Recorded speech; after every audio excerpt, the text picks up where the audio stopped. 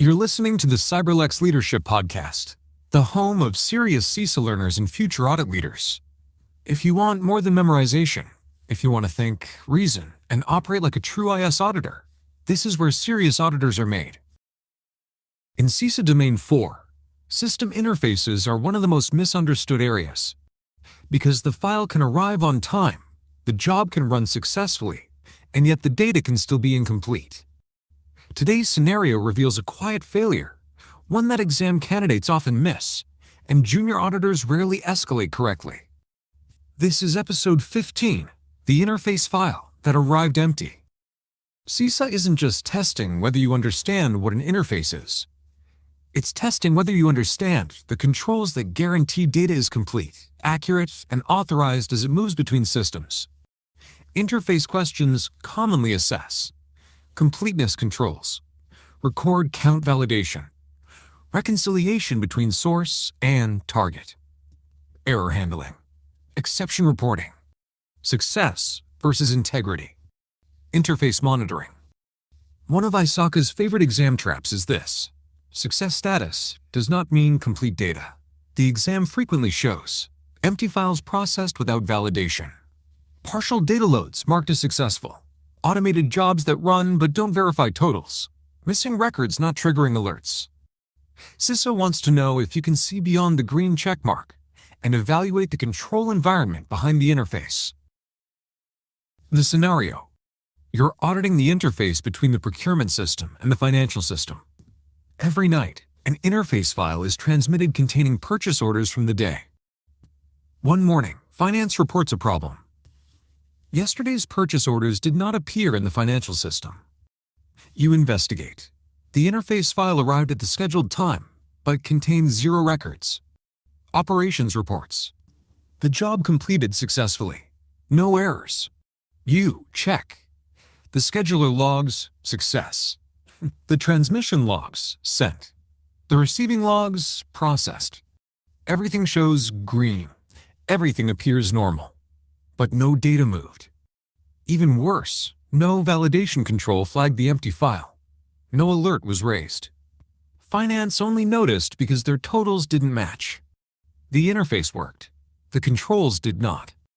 Junior auditors typically focus on: why was the file empty? Was the job configured correctly? Did something go wrong in the source system? They treat the empty file as the root issue. But CISA teaches that empty files will always happen in real operations. The real audit question is: why didn't the control detect the empty file? Juniors look at the file. Leaders look at the missing control. Audit leaders know interface failures are inevitable, so they look for structural controls that prevent bad data from silently entering production. They immediately ask: 1. Where is the completeness validation? Was record count verified? Hash totals? Expected volume comparisons? 2. Where is the reconciliation between source and destination? Finance caught the issue manually, but where is the automated reconciliation control? 3. Where is exception handling? Should the system have flagged empty file, 0 records, mismatch with expected totals? 4. Who owns interface monitoring? Is it IT? Finance? Shared responsibility? 5. Are interface failures treated as incidents or ignored unless someone complains? Leaders focus on control design, not system behavior. This is where exam reasoning becomes clear. CISA is not asking, why was the file empty? Should the job be rerun? Who caused the failure? CISA is asking, what control should have detected the issue? How should completeness be validated? What is the auditor's first action? Which control weakness is the root cause? Correct answers often sound like: review the reconciliation controls between systems. Verify completeness checks for interface processing. Evaluate monitoring controls for detecting failed or empty files. The exam rewards control thinking, not debugging thinking. A strong IS auditor requests the following evidence. Example: 1.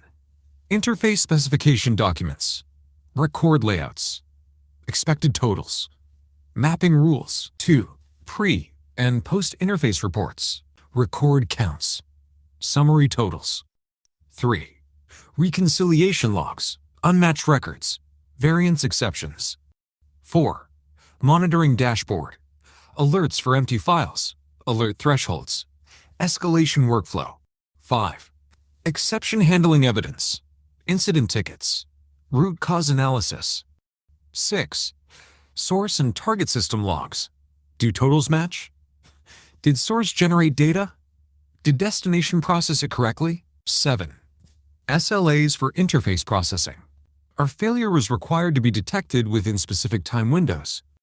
This is how you teach real audit professionalism. The risk here is not that an empty file was sent.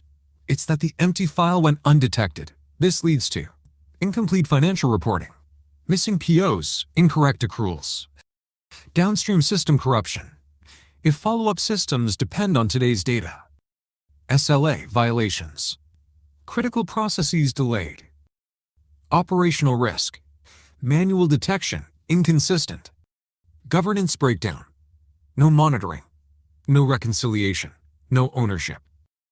This is a high-risk control failure. Interfaces don't fail loudly. They fail quietly, and silence is the most dangerous signal in operations. A successful job means nothing without successful controls. Completeness is not a system feature. It's a governance responsibility. You've just sharpened your audit judgment, and that's how serious auditors are made. For deeper mastery, explore the CISA Gold Standard series on Amazon. We don't just help you pass, we help you become someone the field can rely on.